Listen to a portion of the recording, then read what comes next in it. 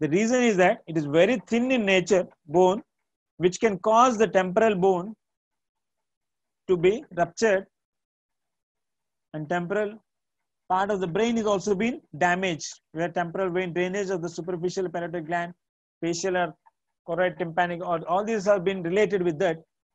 Whatever structures which are present in the temporal region, mainly they get damaged. And that leads to the death of the person immediately, as Agni-guna predominant is there.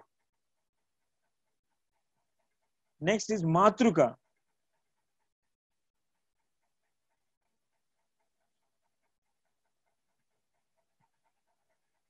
The word Matruka has got a lot of meanings are there. Matruka, Matru. 8 mothers of goddesses. Ashto Matruka. It has been also considered as Ashto Matruka, means 8 mothers of goddesses. 8 mothers of goddesses are seen in Kathmandu city. They have been seen in the Kathmandu, in the Nepal. 8 goddesses are seen. They have temples in and around the Kathmandu city, the Nepal. And it is also source of mantra. They call it as it is a source of Matruka, means it is a source of a mantra. And it is a source of origin also. As the qualities of goddess or a mother,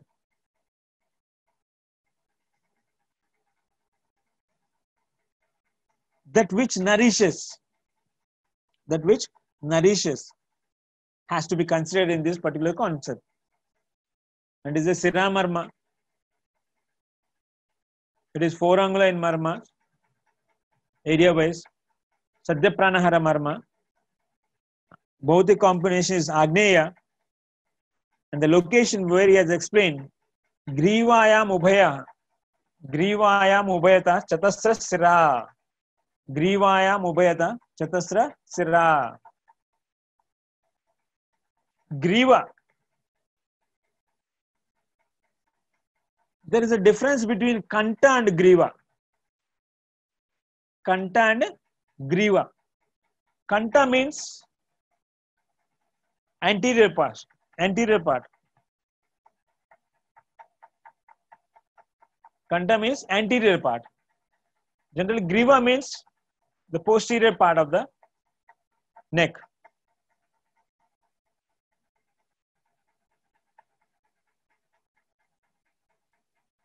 So,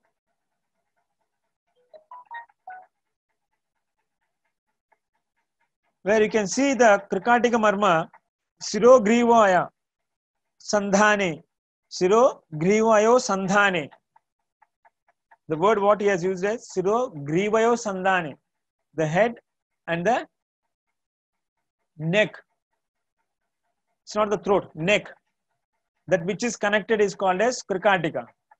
So Griva is related with the posterior part. What it indicates, it is not directly in front of the throat.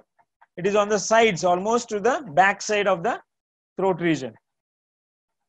Grivayam Ubhayataha. On the both sides of the Griva. It is not the Kanta.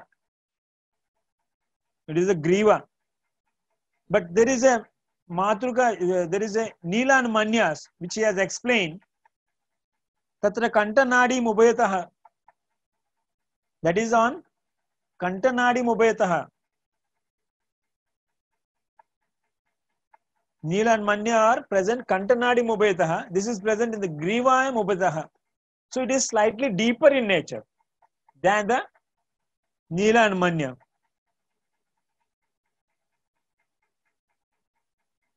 So it is not outer one. It is not external. It is not closely related to the external anterior part. It is slightly backwards of the neck region.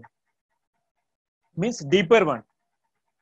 Where this internal and external carotid arteries can be considered. They are little more deeper one. External is slightly, which you can feel it, pulsate, but it is on most lateral side, slightly lateral to the neck region. It is not anterior to them.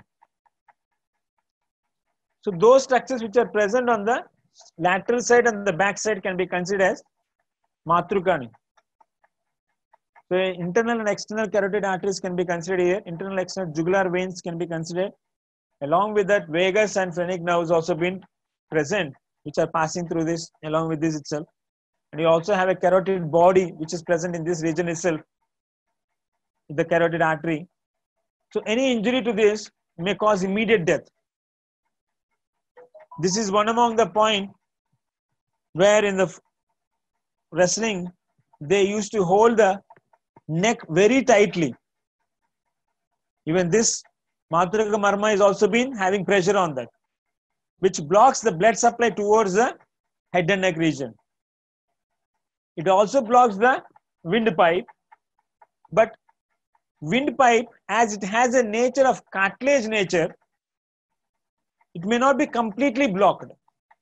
C-shaped cartilage. It is a C-shaped cartilage. And cartilage is mrudu asti. It is a mrudu asti. Basically, they get suffocated because of blood loss which is going towards the neck region. The vessels have been given more pressure than the Kantanadi, where the respiratory center can also be affected. So these marmas which are present on both the sides of the neck region, not on the anterior side. Next is Guda marma. It is 1 in number. It is a Mansa marma as per Sushruta and Damani as per Vagbhata. It is Pramana wise, it is 4 angulas in Pramana, and it is injury wise, it is Pradho Pranahara, and being Agneya, more Rakta is related to this. It is Agneya related one. And Marma Desha, Tatra Vata Varcho Nirasanam. Tatra Vata Varcho Nirasanam. Stulantra Pratibadham, that which is connected to the Stulantra. Pratibadham, that which allows to pass the Vata and Varcha, stool. The flatus and the stool which passes out. And that which is connected to the Stulantra. So the Stulantra is not related to this Marma. So it can be related with the rectum part. Rectal part can be considered, or the anus and the rectal region can be considered with the Stulantra connecting to the sigmoid colon later thereon. Here, the sphincter ani, internus and externus, or the levator ani muscles, or the inferior rectal artery and the veins, and the rectal plexus of nerves. You have a lot of network around the rectal region. Even the nerves as well as blood vessels, both have been present. A strong network is present around the rectal region. That's why a person who is being affected by myocardial infarction, if he is having a constipation, doctor will advise definitely don't strain while you are going to pass stools. If stools are not passing, never strain. But if he strains at the time of that, if the motion is not free, and if he is straining a person of a myocardial infarction, there are more chances to have an immediate death of the person. And I have seen one patient when I was working in Kolhapur. I was working in cardiology department, and he went to the toilet, and we always advise to the patients of cardiac patient, whenever they don't go to toilet, don't lock the door. This is the reason. They will always insist, never lock the doors of cardiac patients when they go for the toilet, because if knowingly or unknowingly, if they strain, there are chances to have immediate collapse. And there is a direct connection which has impact on the cardiac region where immediate death occurs. So based on injury also, particularly when the surgeries which have been conducted on this rectal region, anus and rectal region, related to the piles or fistula, particularly when Kshara Sutra or any procedures have been conducted, surgical interventions have been conducted in this particular region, definitely you have to give the atropine injection has to be given so that there will be no chances to have a cardiac arrest. Otherwise, the local anesthesia would have been given, but still there are chances to have stimulate the vagus nerve, which can cause sudden death of the person. Sudden cardiac arrest can cause if it is not managed in a proper way. So Gudamarma, it is a Mamsamarma. Only when injury occurs, main is causing is that loss of blood is been there, which leads to the death of the person. And Hridaya Marma, it is no doubt, irrespective of doubt, it is location has been explained here. Very interesting in this. He has clearly explained in the context of Marma where the Hridaya is located.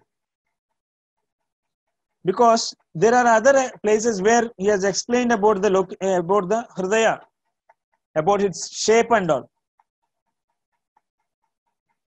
Pundarekana sadrisham sadadhomukam Jagrudasu vikasate sopadasya nimenate, which has been explained in the 4th chapter, Garbhavyakarana Sharira. But there he has not explained about the location, but in the context of Marma, he has explained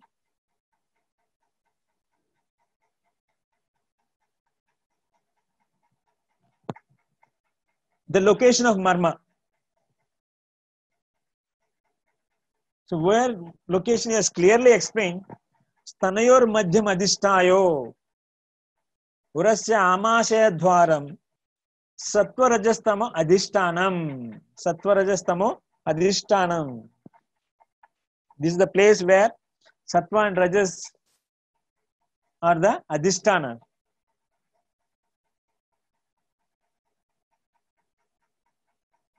And Tatra Sadhyo Maranam. Injury occurs, immediate death occurs. Sattva Rajas Tamo Adhishtanam. So the location wise, it is Thanayor Madhyam. It is located between both the sthanas. Stanayor Madhyam Adhishtayor Urasya Amashaya Dwaram. Urasya Amashaya Dwaram. It is situated at the Amashaya Dwaram. So that is the reason, if you look at into the stomach, we have a cardiac notch. The esophagus, which is connected to the stomach, you have a fundus of the stomach, upward movement. The gap, which is called, we call it as a cardiac notch. The notch is called as cardiac notch. So that Amashaya Dwaram, that is closely related to the stomach. Just below the diaphragm, it is connected to this Amashaya Dwaram, related to the Amashaya. That is the reason any gastric symptoms will always reflect as cardiac symptoms. Or sometimes it may be cardiac symptom, you may feel it as a gastric symptoms only. Most of the time, we get confused, is it cardiac or is it gastric, pure gastric? Because I have seen a patient in Kolhapur only when I was working. He just came with burning sensation only. He was not having any other symptom. No sweating, no severe pain in the chest region, heavy pain in the chest region, nothing. He was just having a burning sensation in the chest region. So doctor thought he's a young guy, 35 years age only. So doctor, he never suspected that he can have and he doesn't have any bad habits. No smoking, no drinking, nothing. But still he was just having a burning sensation in the chest region. And the doctor he gave an antacid and he sent him. Immediately within 2 hours, again he was being rushed back to the hospital with a shock condition. At that time, severe sweating was there, heavy pain was there, patient was not in a conscious state, where it has been affected, the marma of Hridaya Marma,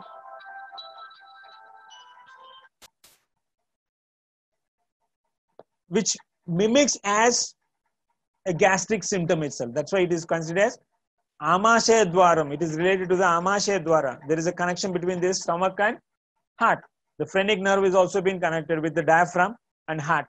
The vagus nerve is connected with the heart and amasya. As vagus nerve is also supplying to the heart, vagus nerve also supplies to the stomach also.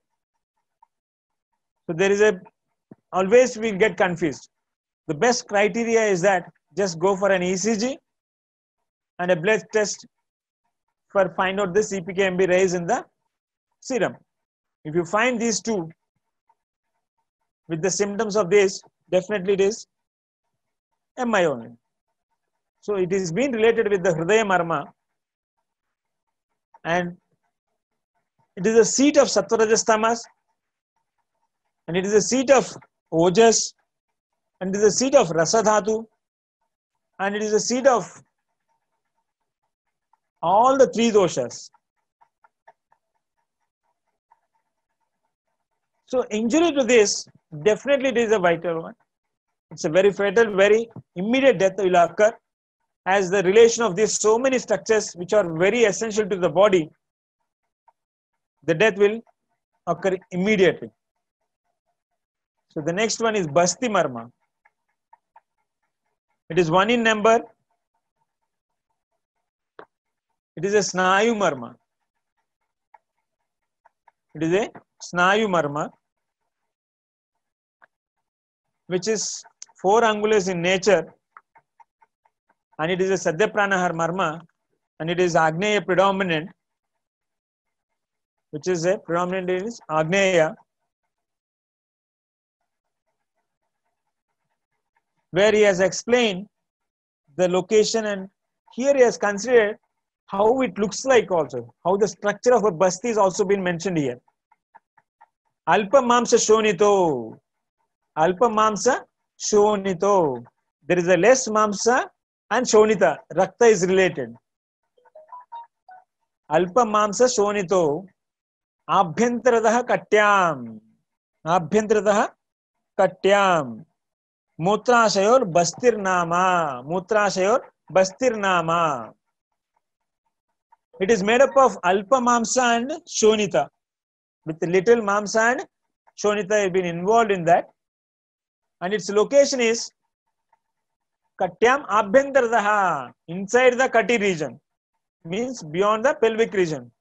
Inside the pelvic region. Deeply it is situated. Katyam Abhyantaradaha Katyam.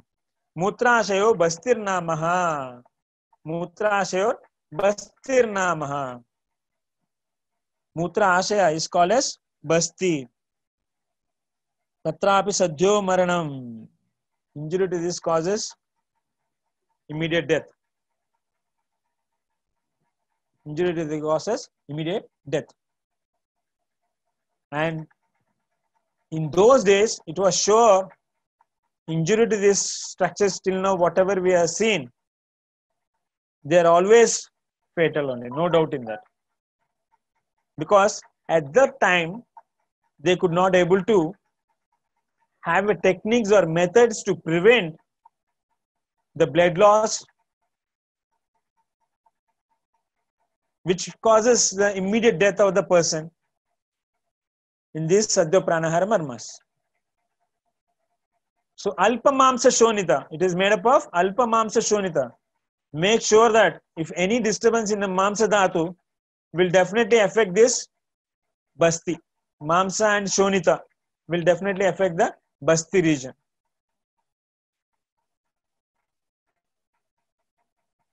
The last one, Nabhi.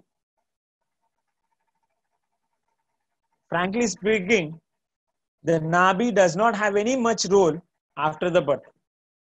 But still, it has been considered as a Sadhya Pranahara Marma. It is 1 in number. It is a Sira Marma.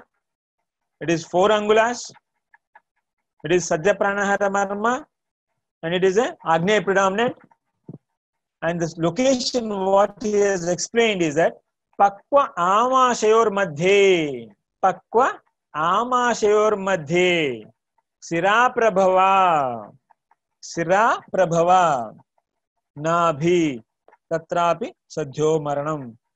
Very beautifully as explained. Nabhi is situated between Pakwa Amashaya. It lies between the Pakwashaya and Amashaya. So there are many controversies regarding Pakvashya. What has to be considered as Pakvashya? This one definition can able to understand where actually the Pakvashya is situated. Where Pakvashya is situated. Nabi is situated between Pakvashya and Amashya. Pakva Amashya or Madhya. But we try to relate Pakvashya with large intestine. Large intestine. And if it is the condition, if it has to be related with the large intestine does not lie in this location. In this location, it has not been present. It is present on the lateral sides of the flanks of the trunk. And it passes transversely towards from liver to the spleen. And then again descends downwards. It is not lying between the Amashya and Nabi is not located in this region. If you consider the large intestine as a Pakvashya, will it fulfill the concept? No. The Pakvashya is situated below the Nabi, just below the Nabi region. And Nabi is located between Pakvashya and Amashya. If you look at as per modern region, as a region wise, below the Nabi region, we call it as hypogastric region. Hypogastric region. Below the umbilicus. Umbilical region, epigastric region, and hypogastric region. So hypogastric region, why is considered hypogastric? See here also, Pakva Amashya. Gastric is related with Amashya only. So it lies below the hypogastric region, lies below the umbilical region. And this is the place where you find the coils of ileum. The terminal parts of coils of ileum are present in the hypogastric region. And that is the place where Pakva food resides. Pakva food resides in the terminal part of the ileum. So by this, you can able to understand where the location of Pakvashya. It is not the large intestines. Pakvashya is not the large intestines. It is the terminal part of the small intestines. And Nabi is situated between Pakva, Amashya or Madhya. And Sira Prabhava, definitely, it is the seat of origin for every Sira. And it is a landmark for division of the body into the central portion also of the trunk, of the body, where it has been centrally attached. Nabi is centrally attached. And this Nabi is a landmark where the blood supply moves above the umbilical region in a different direction, below the umbilical region in a different direction. But when liver is been affected, it passes through this Nabi region only, where it has an anastomosis between the superior and inferior epigastric arteries. We have two arteries which lies in the rectus sheath. Superior epigastric artery and inferior epigastric arteries, which are getting anastomosed at the level of Nabi region. Means any obstruction in the liver region, the blood will be diverted from the inferior epigastric to the superior epigastric artery, where it goes on into the further circulation. So it's a landmark for the crossing of the emergency wise. This is the passage for the blood to move from the Nabi region. And structurally, if you look at into that, if you cut over or if you are taking incision over the Nabi region, it is there is no any relation with blood vessels at all. It is a tendon, or it is a tendon-like appearance only, because it's a modified tissues which has been formed, and it is devoid of blood supply. So as it is been affected or injured, it becomes very difficult to heal. That's why while doing any surgical procedures in the abdomen region, they never take in the line of the umbilical region, because that leads to the insertional herniation is the common site, as the fascia which has been present or the tendons which is present formed by the anterior abdominal muscles, as they are lacking a devoid of blood vessels, it will not heal properly, which may lead to the presence of insertional hernia is a common problem. So Nabhi Marma, which is a Sira Marma, has been considered as its original part, but you will not find much Siras except the superior and inferior epigastric arteries, which are passing around the or anastomos around the umbilical region. But deeper one, you have the inferior vena cava from above aorta, abdominal aorta has been related, inferior vena cava is related. Lot of blood vessels are connected in this liver at the posterior, deeper part. So injury to this marma can also cause damage over the inferior vena cava or abdominal aorta, or the more renal arteries also are being present at this level only. So it is very vital to be considered. Nabhi marma. All these structures has to be related with this. So common with the lakshanas, these are the main Sadhya Pranahara marmas which we saw. And injury wise, Sadhya Pranahara marma, when it is injured, as per Shushruta, he has considered when injury occurs to the Sadhya Pranahara marmas, Kalantar Pranahara marmas, what happens is considered as injury which is causing to the Sadhya Pranahara marmas. Indriya Ardeshwa, Sampraptir Mano Buddhir Viparaya. Mano Buddhir Viparaya. When injury occurs to this Sadhya Pranahara marmas, which is leading to this, any Sadhya Pranahara marmas, there it causes Indriya Ardeshus Sampraptir Mano Buddhir Viparaya. Mano Buddhir Viparaya. Manas and Buddhi will not be functioning in a right way when Indriya Ardeshu, when Indriyas have been affected. Indriyas have been affected. So injury to the Sadhya Pranahara marmas, there will be impact on the sense organs also. But they have not been directly connected sometimes. Like Hridaya marma, what relation it has got Indriyas? No. Guda marma, what Indriyas it has got relation? There is no direct connection as such. But Indriya Ardesha Sampraptir, Mano Buddhir Vipareyaha. The Indriya Dash will be affected when these Sadhya Pranahara marmas have been injured, where that leads to the disturbance in the Buddhi and Mano Buddhi Viparaya. Manas and Buddhi will be not functioning properly. Rujasya Vibidas Tivra. Rujasya Vibida Tivra. Tivra pain, severe pains will be there. And also different types of pains. We cannot express. Bhavantya Asuhare Hate. And that person who has been affected, Asuhare, immediately he will be died. Because involvement of Mano and Buddhi and Indriyas have been damaged. Brujasya Vibidas Tivra, Tivra vena, severe pain will be there, which is a different types of pain will be there, not single one type. This is what occurs when Sadhya Pranahara marmas have been injured. You take about Adhipati, Sringataka, or Matrika, or Guda, Basti, or Nabi, or Hridaya, all these marmas, any marma which is injured, these are the symptoms what you find in. Means all the Sadhya Pranahara marmas have a connection with Indriyas. Even though at the time of injury, Indriyas are not been damaged, but when the structure is damaged, Indriya functions will be affected. That's what happening in this Sadhya Pranahara marmas. The functions of these Indriyas have been affected, which causes Sampraptir Mano Buddhir Viparyaha.